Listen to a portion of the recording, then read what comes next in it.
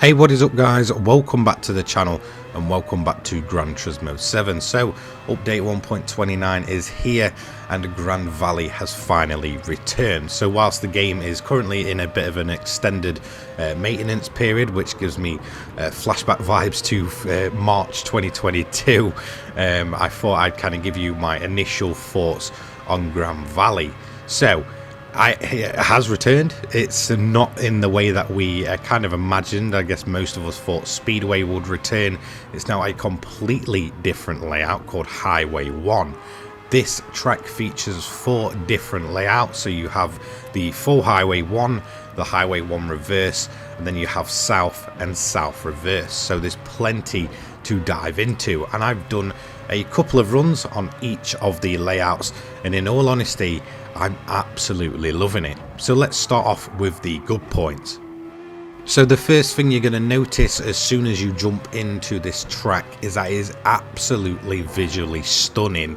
It is really something to behold. The scale of it is absolutely massive. The whole time you are driving this, apart from maybe when you're in the tunnels, all you can see is just, sort of like cliff sides and rolling, a road going through sort of all the mountains and the hills and stuff. It's absolutely amazing. You've got the awesome sea view, the huge bridge that you'll see pop in and out of your view as you go around the track.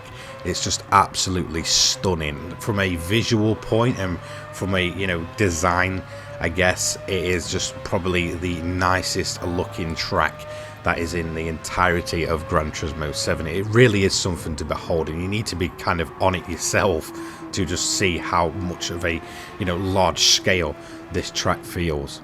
Like I mentioned at the start, there's 4 different layouts to this track, and in all honesty they all feel massively different. Whilst there's only kind of 2 exact layouts, each one does feel different. If you kind of take it in reverse, it'll feel different from going the usual way around.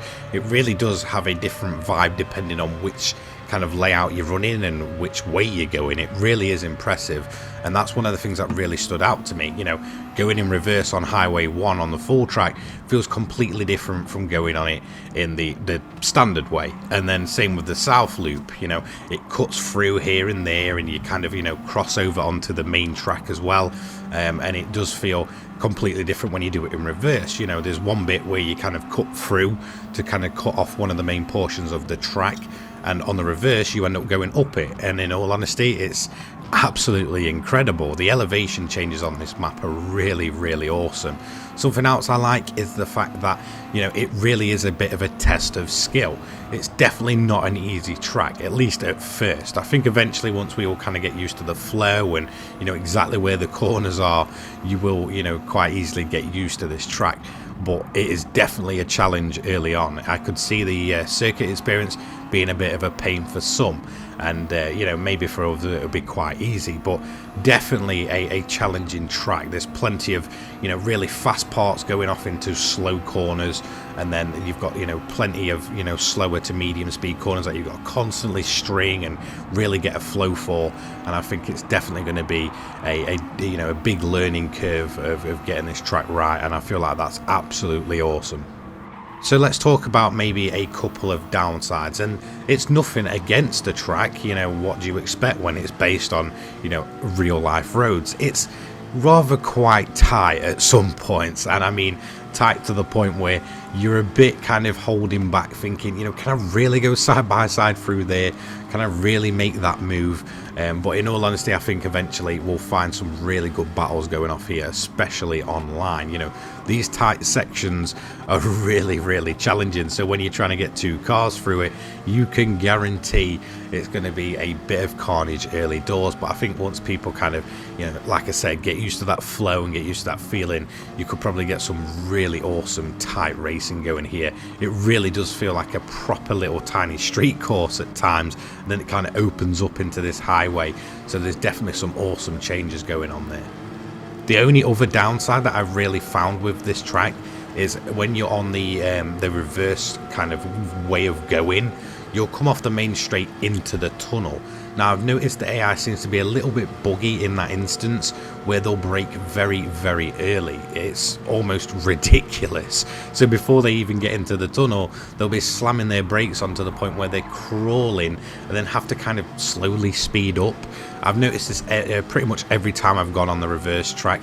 It's not all the AI, it's only some of them, but it's really off-putting when you're trying to get that lead and you're trying to chase down the AI, and then all of a sudden they brake really early and it makes the move super easy to the point where it just feels absolutely ridiculous. So maybe the AI needs a little bit of a tweak there, but like I said, this is only in arcade mode, so who knows what will happen when we go into maybe the cafe menus. But I'm going to assume they're programmed the exact same no matter what mode you're in. So yeah, that is just a little annoyance. Apart from that, this track is absolutely amazing, and I feel like some of the escapes and some of the racing that we're going to see here is going to be absolutely incredible.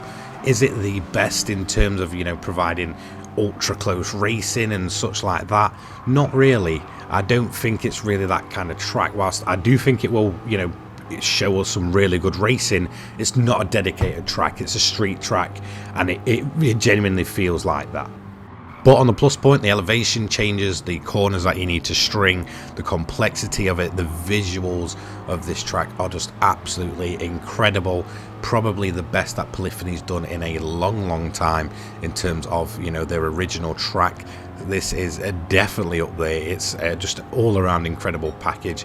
I think a lot of us are going to have a huge amount of fun just going around here, and that's another plus side. This will take me to my final plus of it. I think this will be an incredible place for some cruising lobbies online, so I may host a few of those because it really does kind of suit that open top convertible or classic car stringing a few corners together. It's just absolutely awesome. So yes, overall Gran Valley has returned. Is it the original speedway that we all thought? Of course it's not, but as its own track, Highway 1 is just an absolutely amazing time, and I think a lot of you are going to absolutely love this track. So there are my initial thoughts on Highway 1, on the return of Gran Valley. Thank you so much for watching. Don't forget to like, comment, subscribe. I'll be here all day covering update 1.29 as well as PSVR 2 throughout the week, and many more videos. I'll see you all later. Take care guys. Peace.